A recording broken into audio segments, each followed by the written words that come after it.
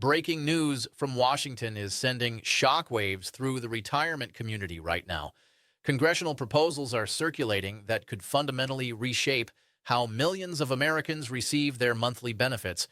If you're currently collecting Social Security, SSI, or SSDI, the next few minutes could be the most important financial information you hear all year. We're talking about legislative discussions that mention direct payments potentially reaching $3,200, changes to cost of living adjustments, and modifications to the benefit calculation formulas that have been in place for decades. But here's what nobody else is telling you.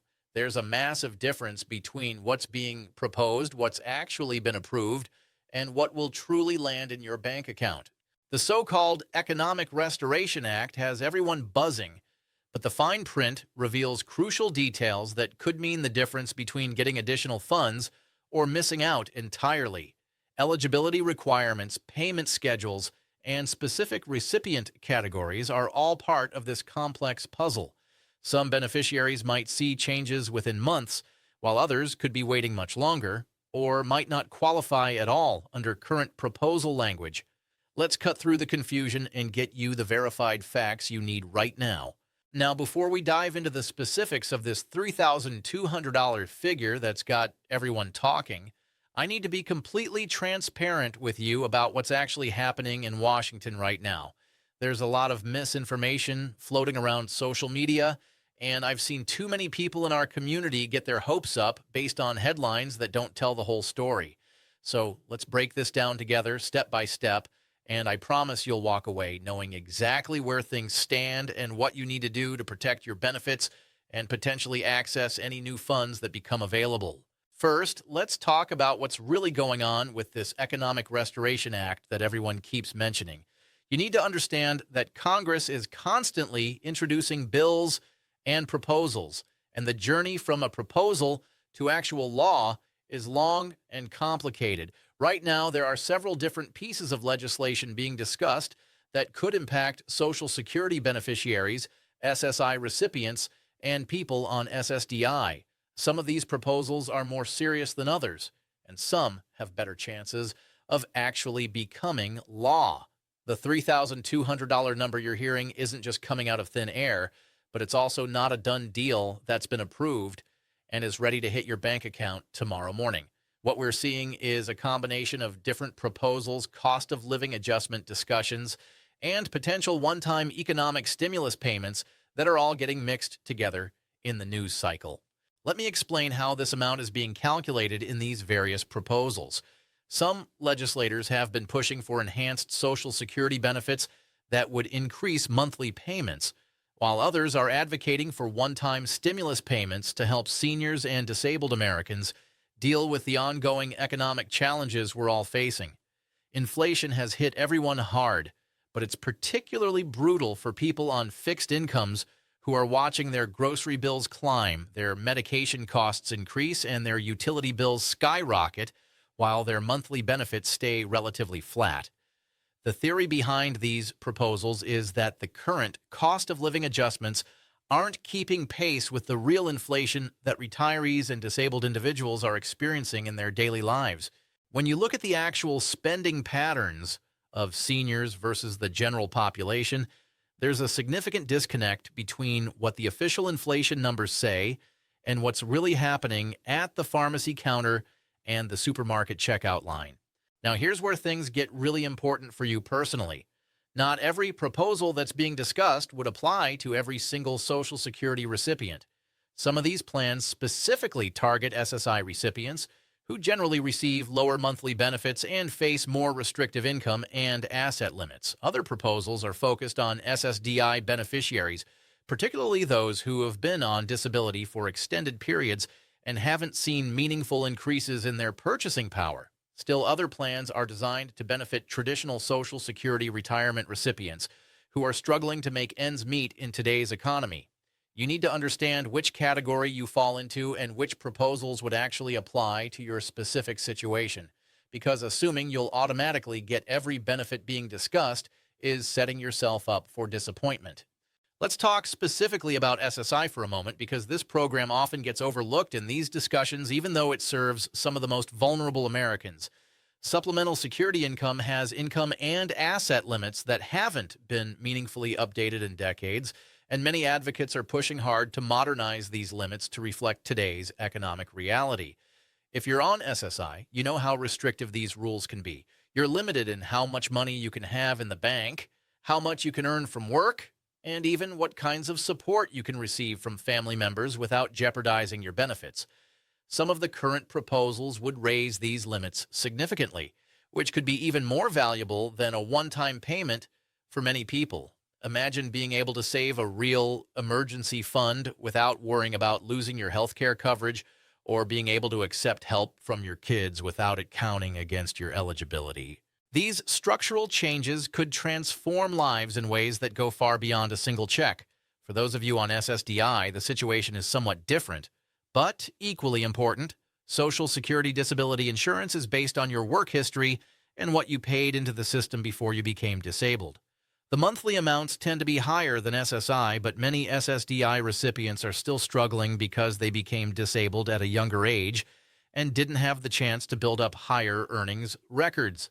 Some proposals specifically address this by offering enhanced benefits for people who've been on disability for more than 5 years, recognizing that long-term disability often comes with increasing rather than decreasing costs.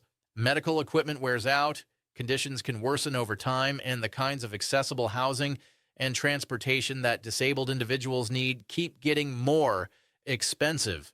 If you've been on SSDI for a while, you know exactly what I'm talking about. That wheelchair doesn't last forever. Those hearing aid batteries add up. And don't even get me started on what dental work costs when you're on a fixed income. Now let's address the elephant in the room, which is the Social Security Trust Fund, and whether any of these enhanced benefits or stimulus payments are actually financially sustainable. You've probably heard dire warnings about Social Security running out of money, and while those headlines are often exaggerated, there are real funding challenges that need to be addressed.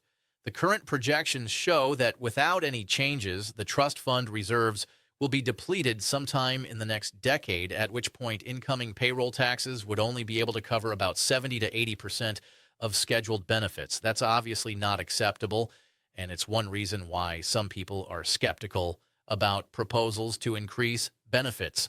However, it's important to understand that there are many different ways to address this funding gap, from raising or eliminating the payroll tax cap to adjusting the retirement age to means testing benefits for higher income recipients.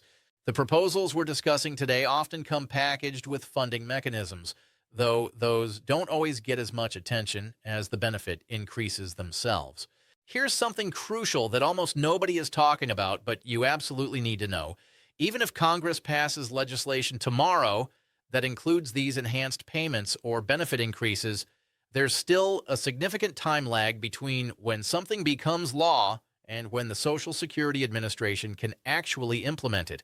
The SSA is a massive bureaucracy serving tens of millions of people, and their computer systems are notoriously outdated.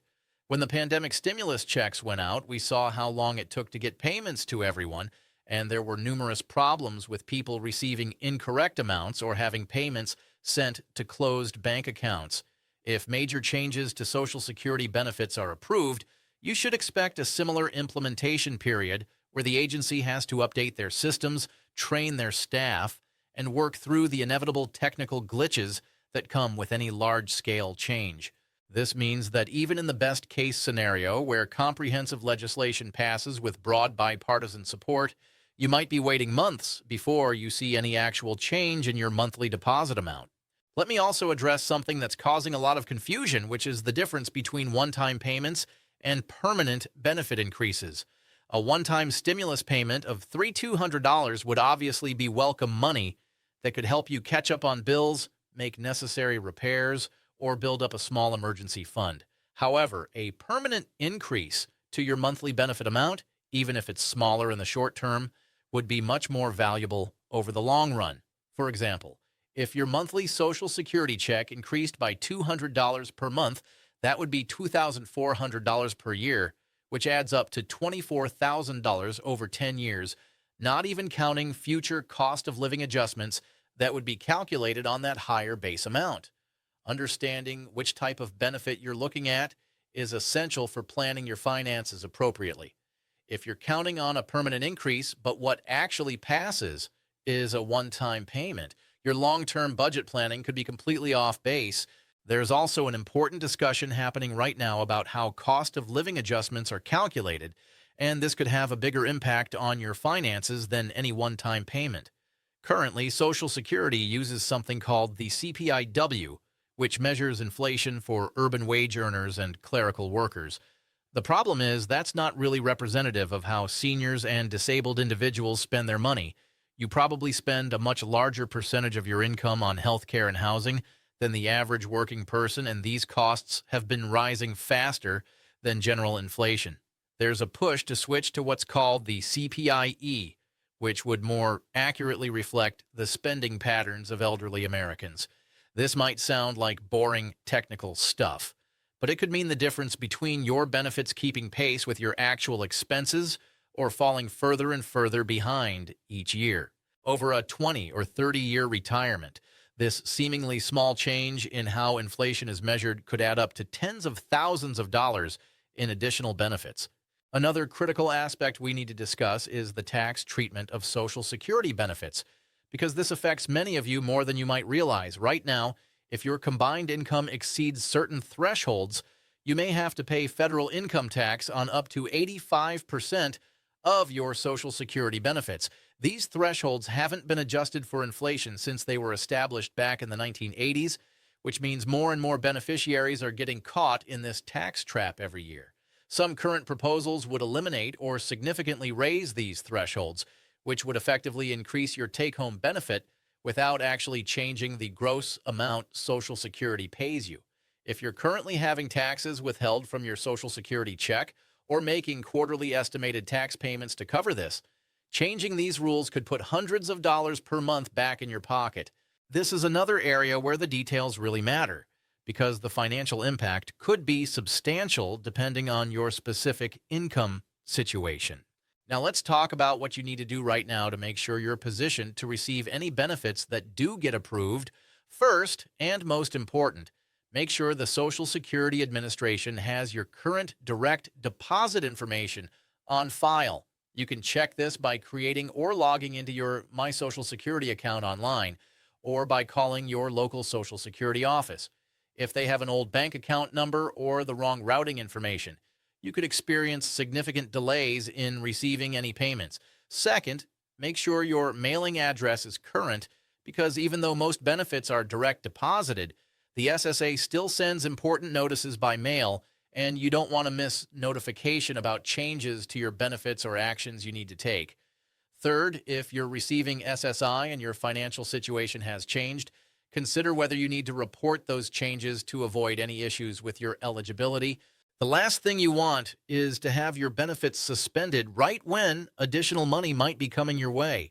I also want to address some of the scams that are already starting to pop up around these proposals. Anytime there's news about potential government payments, scammers come out of the woodwork trying to take advantage of people.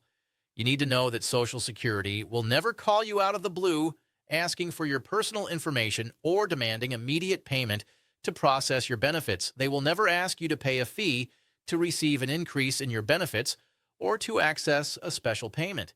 If someone contacts you claiming to be from Social Security and asking for money or personal information, hang up immediately and report it to the real Social Security Administration and to the Federal Trade Commission. Legitimate changes to your benefits will be communicated through official channels, and you'll never need to pay anyone to receive money that you're entitled to. Unfortunately, seniors lose millions of dollars every year to these kinds of scams, and the scammers are getting more sophisticated all the time.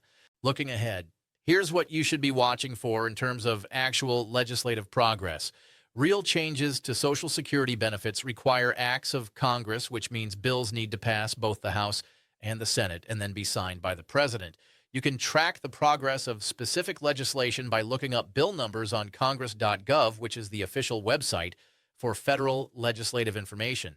When you hear about a proposal, try to find out what the actual bill number is, and then you can see exactly what it says, who's sponsoring it, whether it's been assigned to committee, and what its chances of actually becoming law might be. This kind of information is freely available to the public, and it's much more reliable than social media posts or sensational headlines. Pay attention to statements from the Social Security Administration itself, as they'll eventually need to announce any major changes and explain how they'll be implemented. The bottom line is this. While there are indeed serious discussions happening in Washington about enhancing benefits for Social Security, SSI, and SSDI recipients, nothing is finalized or approved in the way that some headlines might suggest. The $3,200 figure represents various proposals and possibilities, not a guaranteed payment that's already been authorized and is on its way to your bank account. That doesn't mean you should ignore these developments or assume nothing will happen.